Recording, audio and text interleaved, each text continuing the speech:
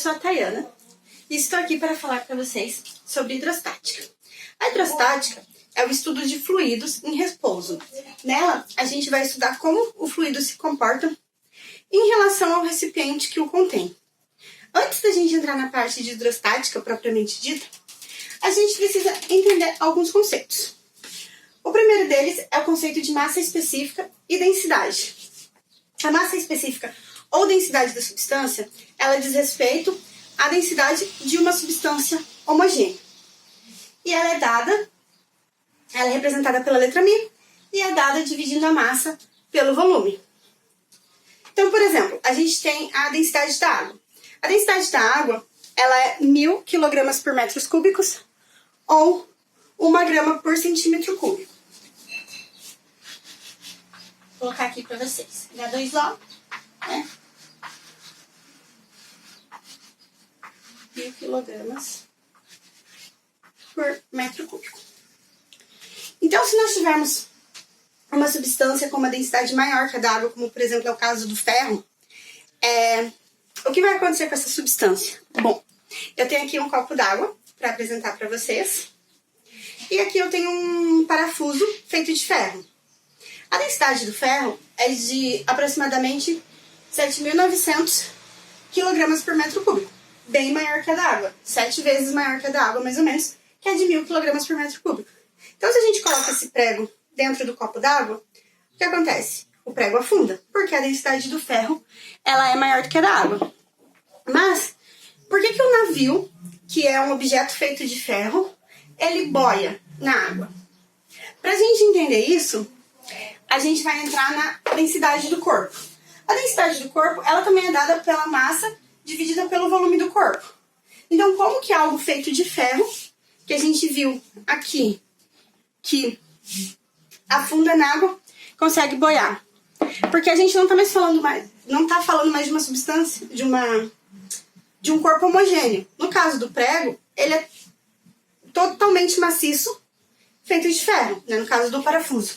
Já o navio, ele é feito de ferro, mas ele apresenta muitos espaços vazios no seu corpo, né? Principalmente embaixo do navio a gente tem uma parte que é um espaço vazio.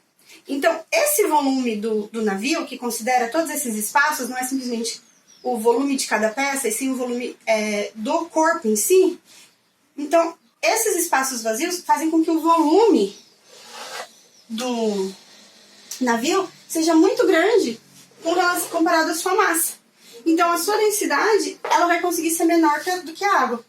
Por isso que o navio boia na água, ele não afunda, e um parafuso feito de ferro afunda. Porque aqui o corpo ele é feito totalmente de ferro, não tem nenhum espaço vazio. Enquanto o navio tem vários espaços vazios que vão ajudar a aumentar o seu volume. Então, esse é o conceito de densidade. Densidade da substância e densidade do corpo. Agora nós vamos entrar no próximo conceito, que é a pressão. O que é a pressão? A pressão é uma grandeza escalar que mede como a força é distribuída em uma área. Então eu pego aqui a minha mão e aperto ao quadro. Eu estou aplicando uma força em uma determinada área. Logo, isso vai apresentar uma pressão realizada no quadro. Se eu pegar aqui essa caneta, vamos pegar a caneta e eu vou pressionar essa caneta, as duas extremidades da caneta com o meu dedo. Certo?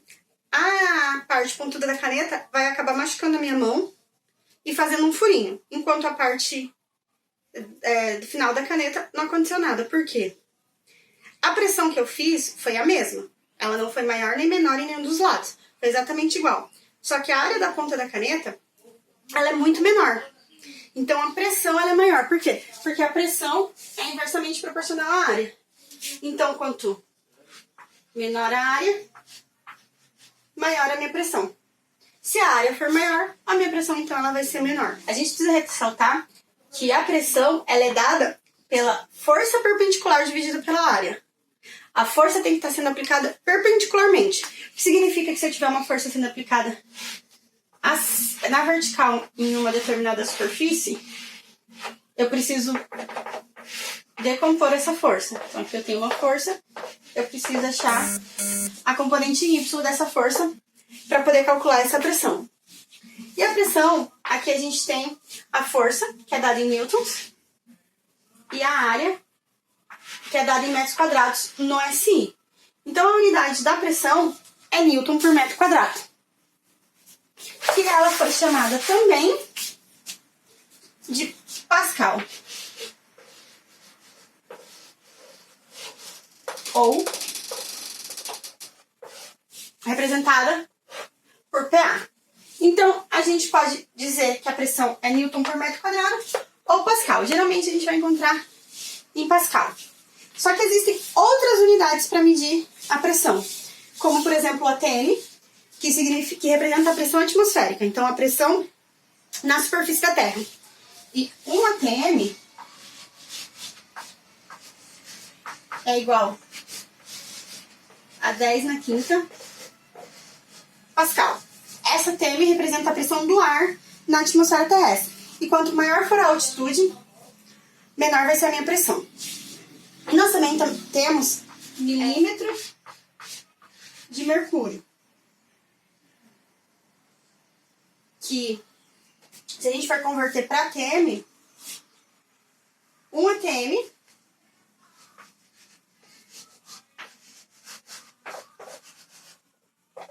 é igual a 760 milímetros de mercúrio. Essas são as principais unidades de pressão. Essas, Pascal, ATM e milímetro de mercúrio são as principais unidades, mas a gente geralmente vai trabalhar com Pascal, porque é a unidade do sistema internacional.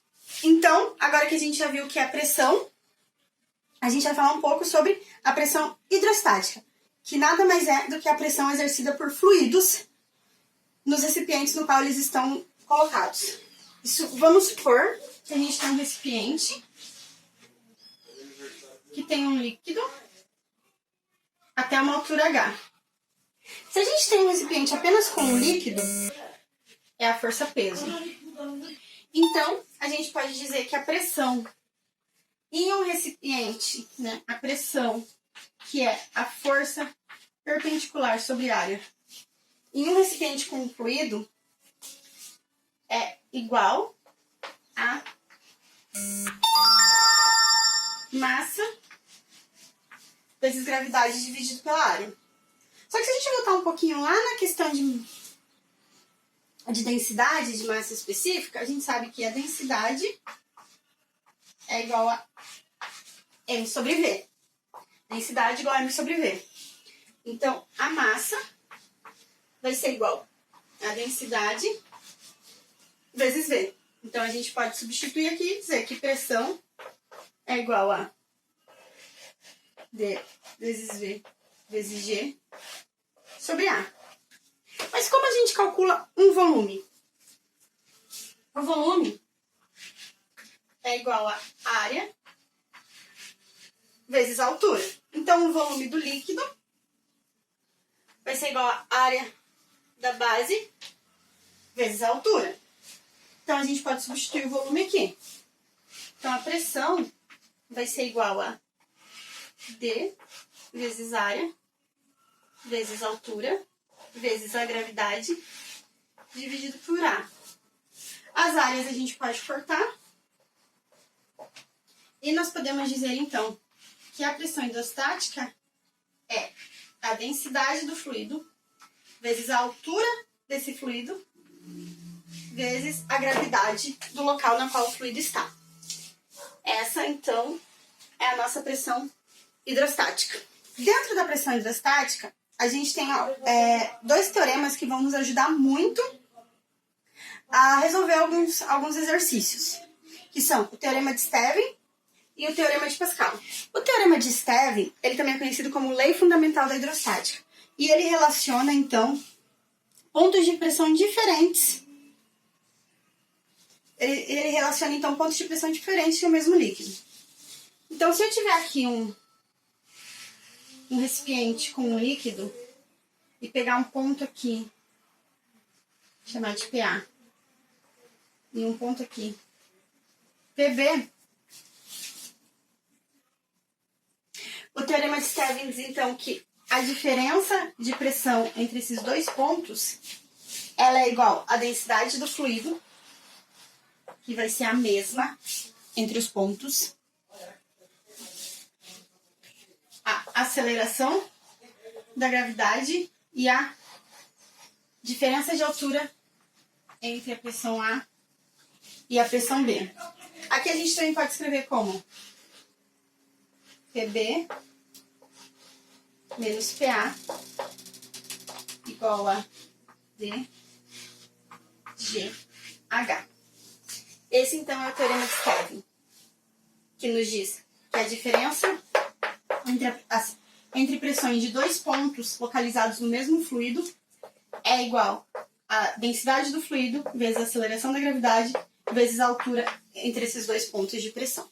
Já o teorema de Pascal nos diz que quando um ponto em um fluido em equilíbrio sofre uma variação de pressão, todos os outros pontos vão sofrer a mesma variação. Ou seja, eu tenho aqui um fluido. Se eu pegar um ponto aqui e fizer um ΔP, qualquer outro ponto desse fluido, então vamos pegar um ponto aqui embaixo, vai sofrer o mesmo ΔP. Ou seja, ΔPA é igual a ΔPB. As variações de pressão vão ser igual dentro de um mesmo fluido em equilíbrio. Esses foram os conceitos para pressão hidrostática. Agora, então, a gente vai entrar na parte de empuxo. O que é o empuxo? Quando a gente, por exemplo, entra numa piscina, a gente sente uma sensação de leveza no nosso corpo. A gente sente que a gente está mais leve. Essa sensação ela é causada devido ao empuxo. Então, o que vai ser o empuxo? O empuxo nada mais é do que uma força de sentido oposto ao peso. Se o peso ele nos empurra para baixo, ele nos puxa para baixo, o empuxo vai empurrar a gente para cima. Então, se eu tenho aqui um recipiente com fluido, onde eu tenho um corpo imerso nesse fluido, que está afundando com a força peso, eu vou ter uma força de empuxo, que também é uma força, que também é uma grandeza vetorial, que vai puxar esse objeto para cima. Aí, a gente entra agora no princípio de Arquimedes. Reza a lenda que Arquimedes estava em sua banheira, tomando banho, quando ele pegou um objeto e colocou na água, e viu então o que ocorria com um objeto. Nisso ele saiu gritando, eureka, eureka, pelado, né? Mas o que ele descobriu com esse experimento é que o empuxo, então, quando você... o que ele descobriu com esse experimento foi que quando você coloca um objeto na água,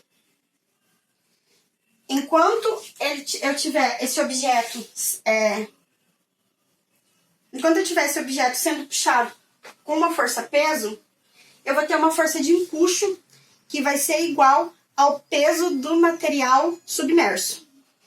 Você coloca um objeto na sua banheira. Esse objeto afunda com uma intensidade igual da força-peso. E nós vamos ter uma força de empuxo. Essa força de empuxo vai ser igual ao quê? Ela vai ser igual, né, o que Arquimedes descobriu, é que a intensidade dessa força é igual à intensidade do peso do fluido deslocado, ou do peso do corpo, da parte do corpo que afunda. Então, o empuxo é igual ao peso do fluido deslocado.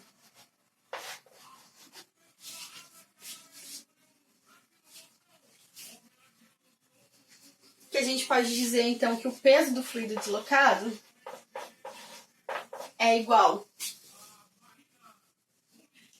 a massa do fluido deslocado vezes a gravidade. A massa, a gente já viu que é igual a densidade vezes o volume. Então, o peso do fluido deslocado pode ser dado pela densidade do fluido vezes o volume do fluido deslocado vezes G. Então, nosso empuxo vai ser igual a densidade do fluido deslocado, vezes densidade do fluido, desculpa, vezes o volume do fluido deslocado, vezes a força da gravidade. O volume do fluido deslocado vai ser igual ao volume do objeto submerso. Né? Uma vez que o que ele deslocar, ele tem que estar preenchendo. Por isso que ele vai deslocar esse fluido. Então, essa é a nossa força de empuxo.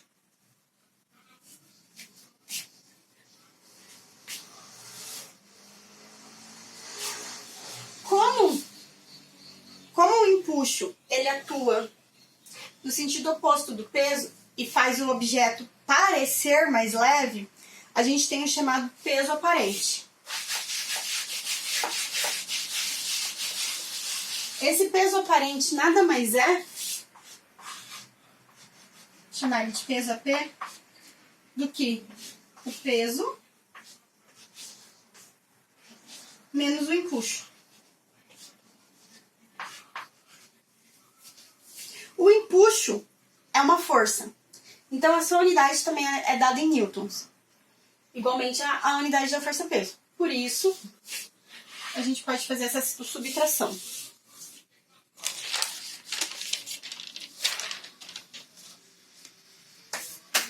Então, esses foram os conceitos importantes de hidrostática. E acompanhem a aula de resolução de exercícios, onde a gente vai aplicar todos esses conceitos aprendidos aqui.